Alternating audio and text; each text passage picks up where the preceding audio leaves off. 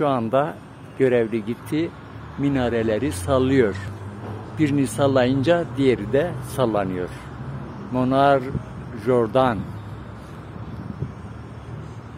sallanan minareler. Sallanan iki minare. Birisi sallanınca diğeri de sallanıyor. Buradan ateşgaha gidiyoruz. Yani ateşperestlerin ateş yaktıkları yer tarihi bir yerdir. Oraya gideceğiz. Yol üstünde böyle bir türbe var. Türbenin yanında böyle iki minare var.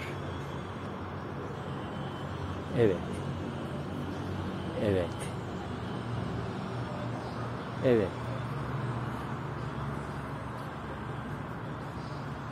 Görevli gitti, minareleri sallıyor. Biz de göreceğiz.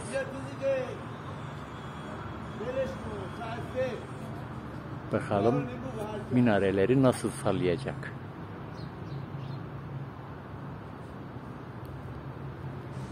Çok ilginç. İlgimi çekti. Sallanan minareler denince, biri sallanınca öbürü de sallanıyor dediği. Bak, adam orada şu anda sallıyor. Solluyor. Göstereyim. Şurada içeride sallanıyor. Bu kafesin içinde adam görünüyor. Sallıyor.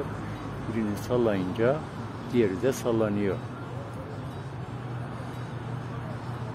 Bu kamerada ne kadar görebiliriz? Evet, sallanıyor şu anda. Kamerada da dikkat edilirse sallanıyor. Evet, birini sallayınca öbürü de sallanıyor. Bakınız. Çok ilginç, çok ilginç. Biri sallanınca öbürü de sallanıyor. Böyle ilginç bir çifte minareye rastladık. İran, İsfahan'da ateşgah yolunun üstünde tarihi ateşgah yolu üzerinde böyle iki tane. Evet, gördüğünüz gibi sallanıyor.